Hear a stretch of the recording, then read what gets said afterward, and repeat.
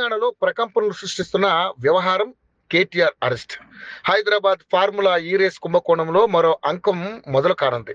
అయితే ఈ తరుణంలో కేటీఆర్, ఐఏఎస్ అరవింద్ కుమార్, మాజీ చీఫ్ ఇంజనీర్ బిఎల్ఎన్ రెడ్డిని విచారించింది.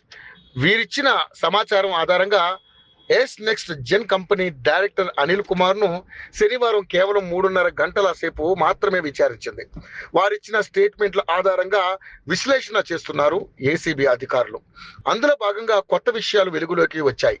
ముగ్గురు వేళ్లు కేటీఆర్ వైపు చూపిస్తున్నాయి. దీంతో మరోసారి కేటీఆర్, అరవింద్ కుమార్, బిఎల్ఎన్ రెడ్డిలను విచారించాలని భావిస్తోంది.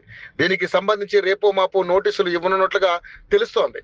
రేసు నిర్వహణలో స్పాన్సర్ గా వ్యవహరించిన S next gen director Anil Kumar ఇచ్చిన స్టేట్మెంట్ ను ఇప్పటికే పరిశీలించారు అధికారులు.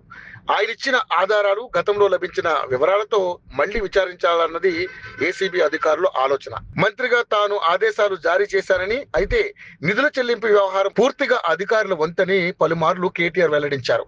ఫార్ములా ఈ రేసు కేసు విచారణ కోసం గవర్నర్ నుంచి అనుమతి రావడానికి చాలా సమయం పట్టింది.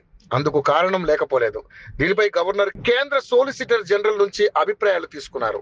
ఆయన అన్ని కోణాల్లో పరిశీలించిన తర్వాత ఉల్లంఘనలు జరిగినట్లుగా గుర్తించారు. ఆ తర్వాత ఆయన ఓకే చెప్పడంతో విచారణకు గ్రీన్ సిగ్నల్ ఇచ్చారు గవర్నర్. ఈ పరిణామాల నేపథ్యంలో గవర్నర్ విచారణకు పర్మిషన్ ఇవ్వడంతో వెంటనే ఈడీ రంగంలోకి దిగింది. ఏసీబీ నమోదు చేసిన కేసు ఆధారంగా దర్యాప్తులో నిమగ్నమైంది. వివరాలు సైతం తీసుకుంది. ప్రస్తుతం నిందితులు ఇచ్చిన వివరాలను క్రోడీకరిస్తున్నారు. త్వరలో కొంతమందిని ఈడీ పిలిచే అవకాశం ఉన్నట్లుగా ప్రభుత్వ వర్గాల్లో బలంగా వినిపిస్తోంది.